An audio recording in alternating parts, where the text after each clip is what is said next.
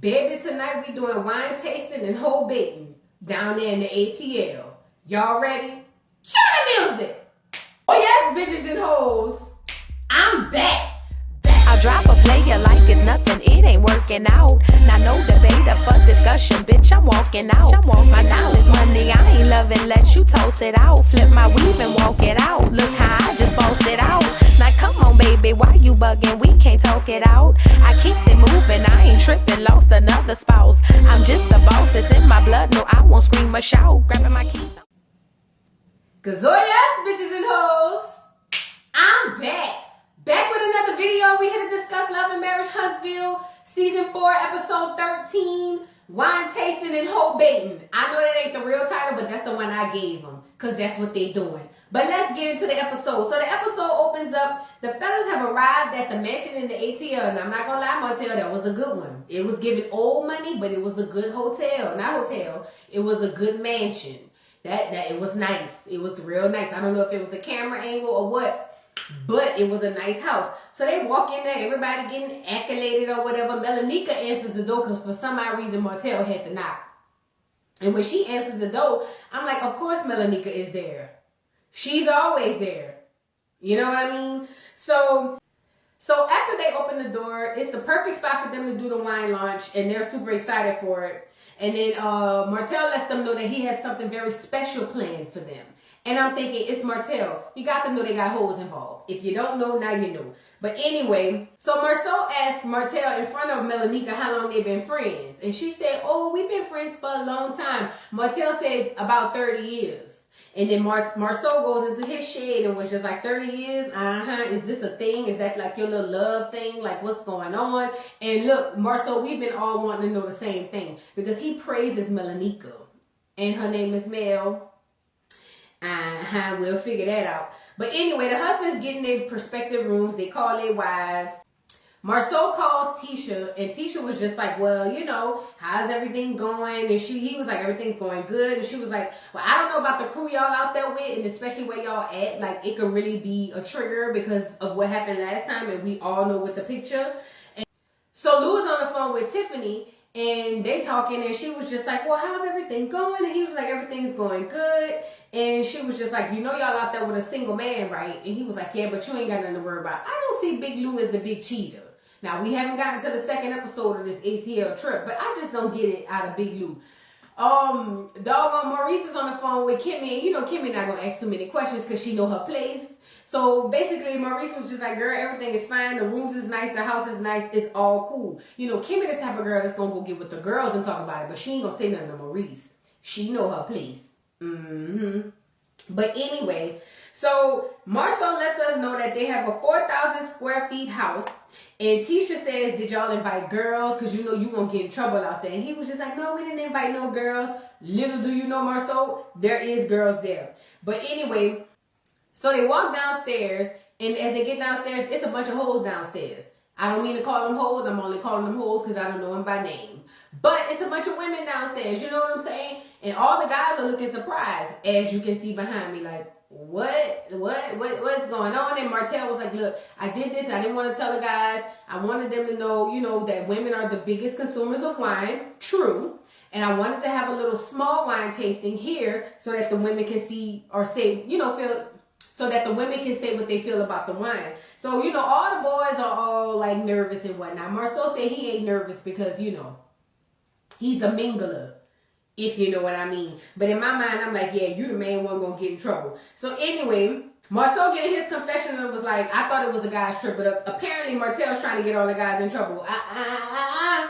You can only get in trouble for what you decide and choose to do, Marceau. Don't put it on Martell. Do I feel like Martell set it up? Absolutely. But that ain't what this is.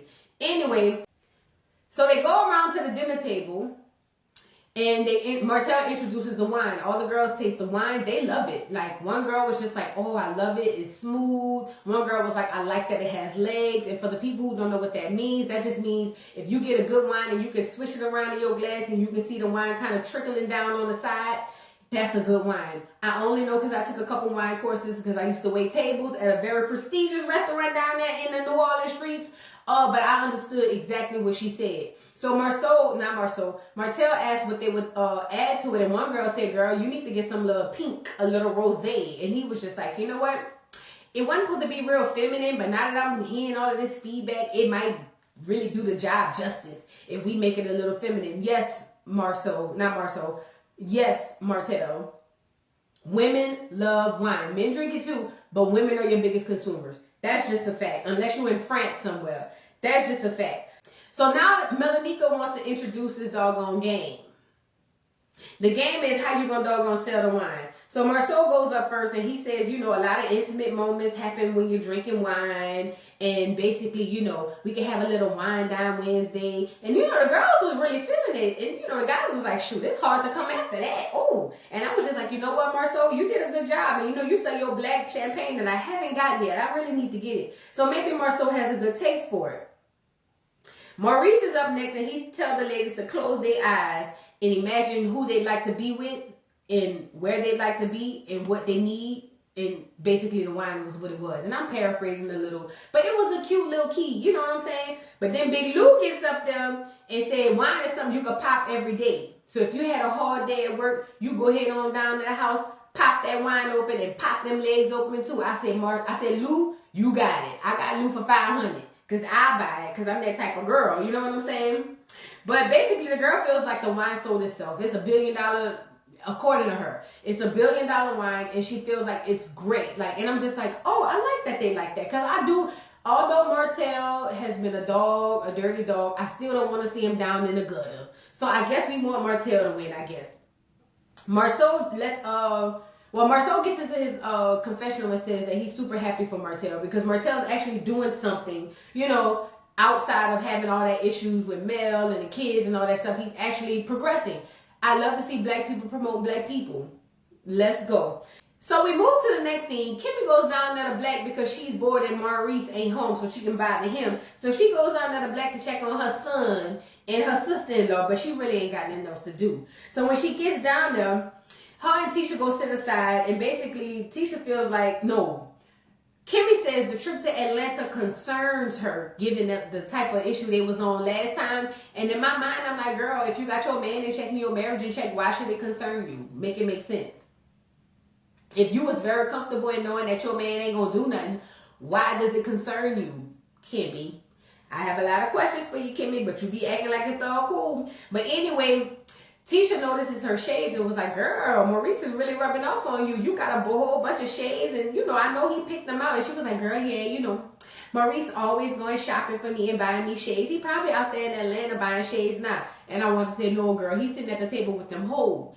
He ain't buying no shades. Ain't no shades, fat. He's shading them hoes. That's what he at the table doing. But go ahead on. That's what's going to get you to sleep tonight. Go ahead on. Yeah, he's shopping for you. Uh-huh. That's all I'm going to say. Tisha wants to know why Atlanta. Of all the places to go, why Atlanta, given all the stuff that happened before.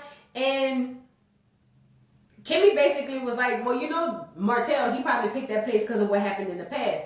But Tisha feels like she wanted to do a pop-up because she was just like, you know, he could have had the whole wine tasting here. Why he had to go down to Atlanta?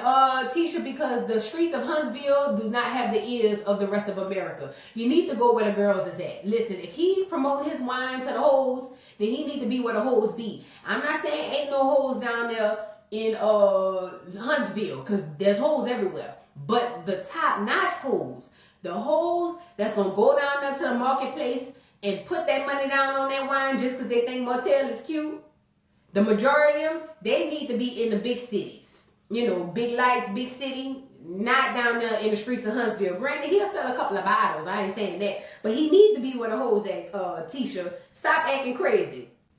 So the guys on the flip side are at the house, and Martell was just like, you know, I know everybody's good, and I especially know Lou is good because he married to Tiff, and you know, they kind of open, you know. And then Marcel was like, well, what you mean open? And they do a flashback of Tiff and Lou basically talking about they open. Now, I'm just like, is y'all saying y'all have people come down there to the marriage? Is that what y'all saying? Because I'm trying to figure out, and I kind of think that's what Martell was alluding to. But after the flashback, yeah, Martell was like, yeah, like I said, they open. Marceau say bravo to them. He gets his doggone confessional. It was like, you know what, bravo to Lou and Tiff. I just want to know what he said to get Tiff to be so open, because I want to take a couple of notes.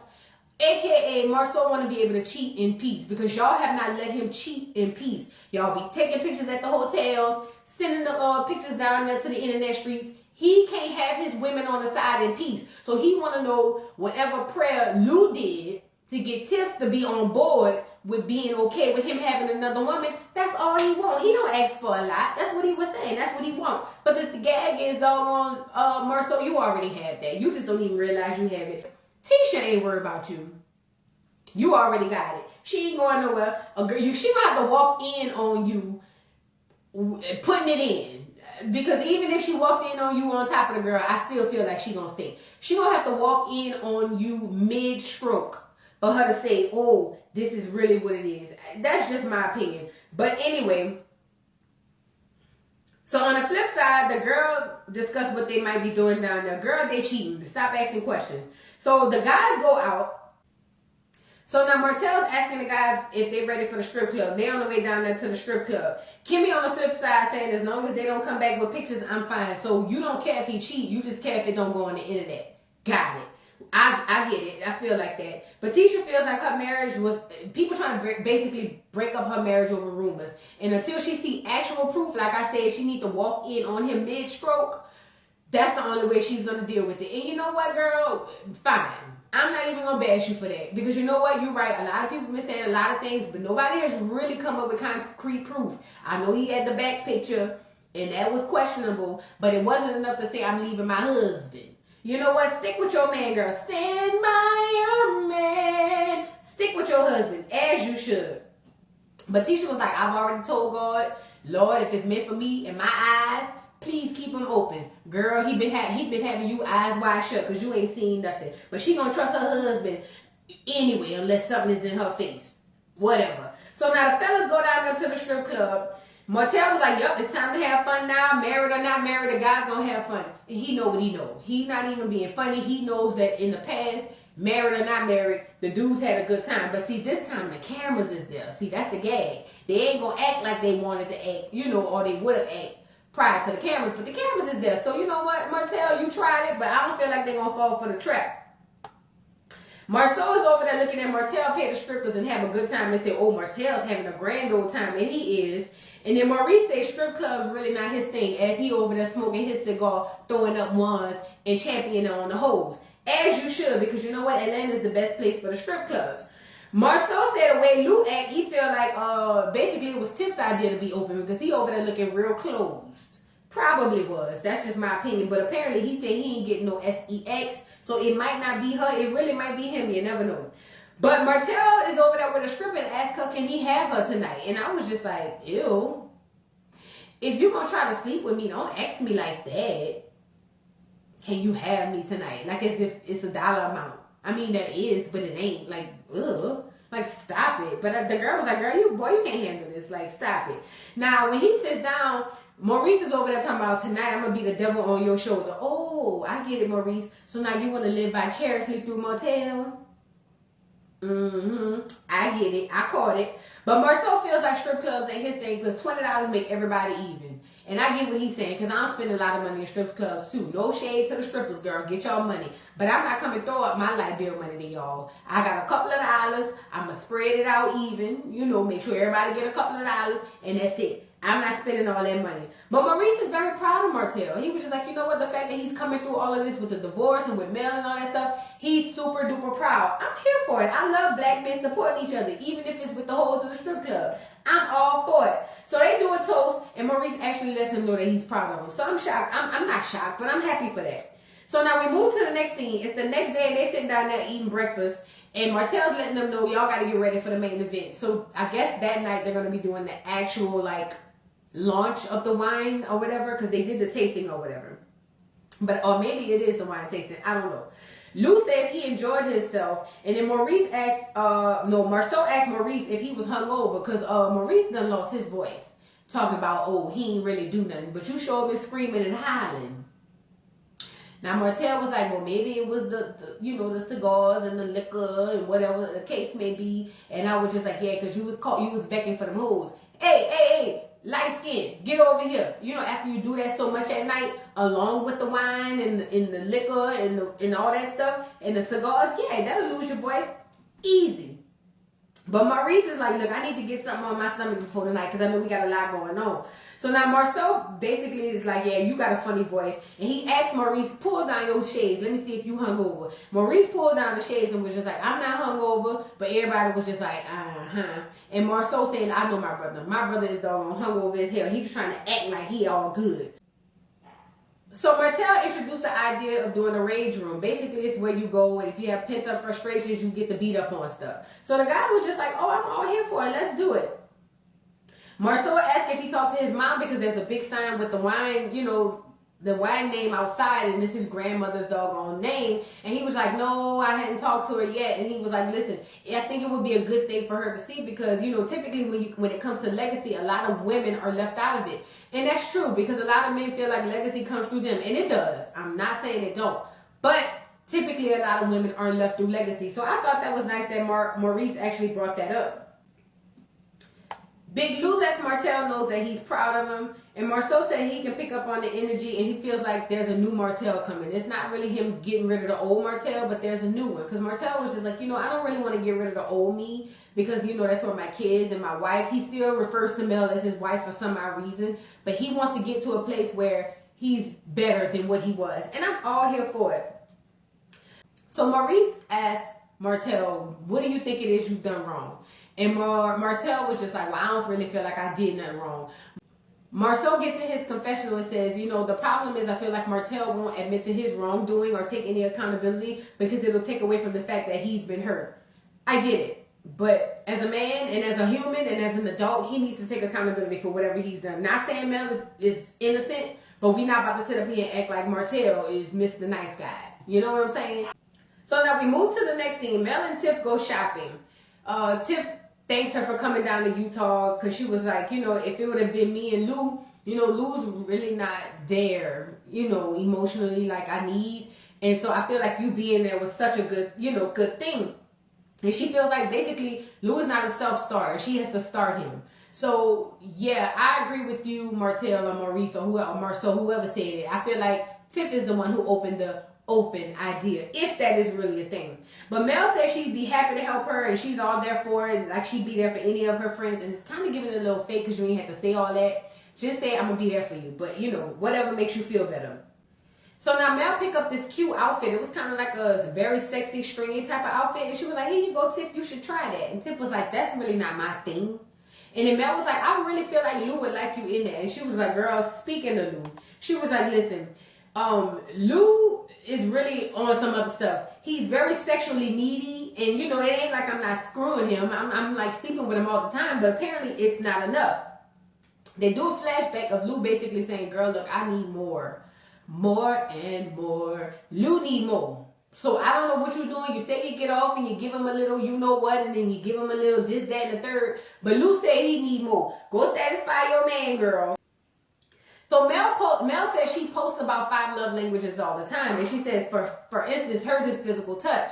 So then that makes Tiff says, mine is quality time. I mean, irony because I'm never home and I'm always working. But that's kind of like my love language. So Mel asked her if she ever asked Lou what his love language was, and she was like, oh, I basically told him what his was, and Mel was like, I think you should ask him. And I think that's a good conversation y'all need to have, but both of y'all basically need to be on the same page. But Tiffany basically says any other man would appreciate a strong woman, but somehow Lou is just like a little intimidated. She feels like he's intimidated.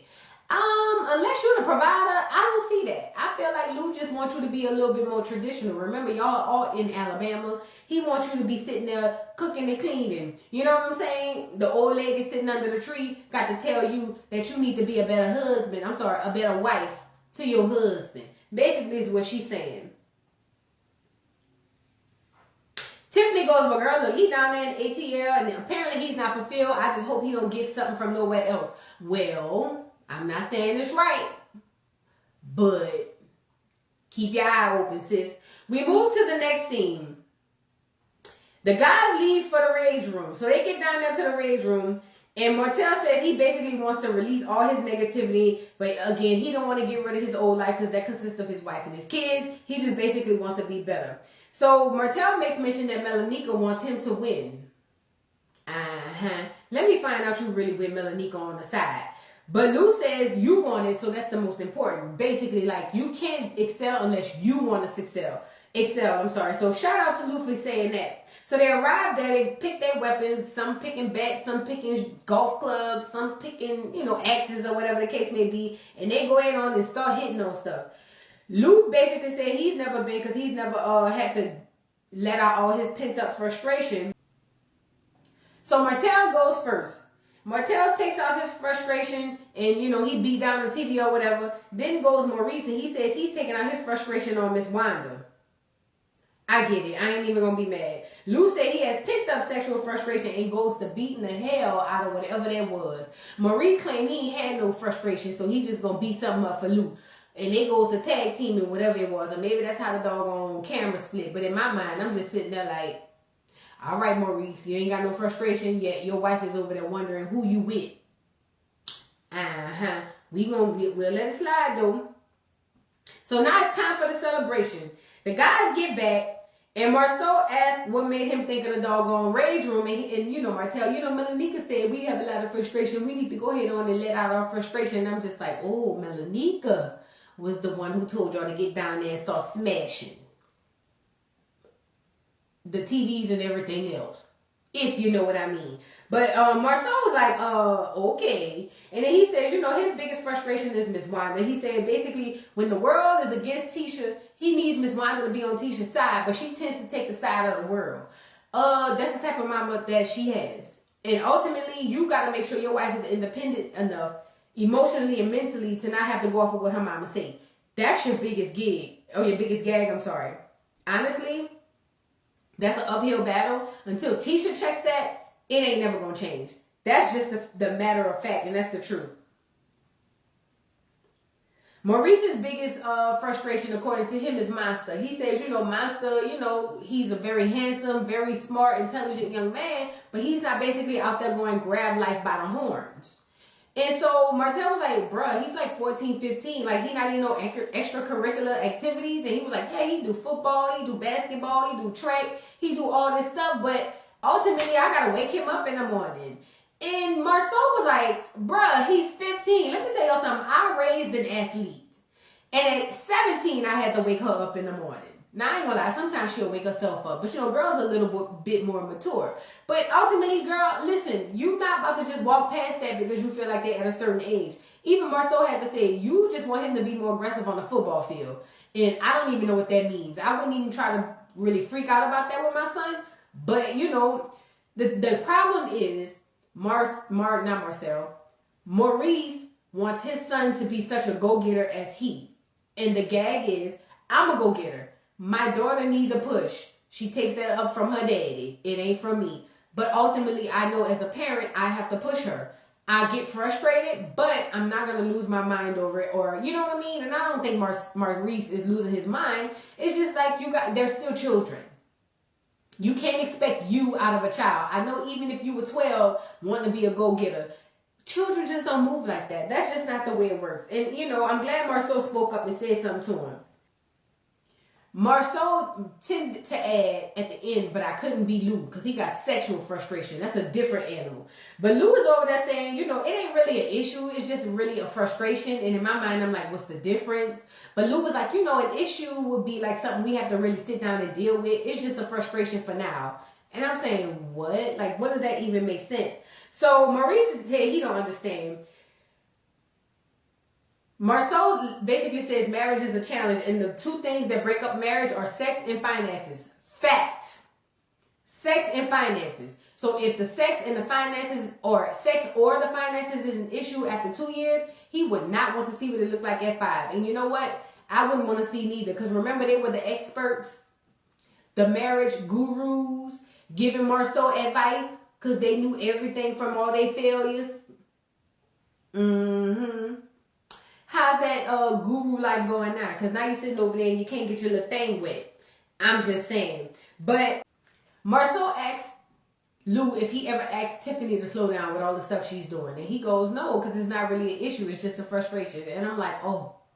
Even Martell was like, listen, I was Lou. Like, back in the day, I used to be like, oh, no, it's no big deal. It's no big deal. Whole time it is a big deal. He feels like Lou is basically sitting down there trying to act like it ain't what it is. But everybody out here, we see what it is. Dr. Phil, get your marriage in line. Because if you don't get nothing from her, I know you. You're probably going to go down there and get some from somebody else.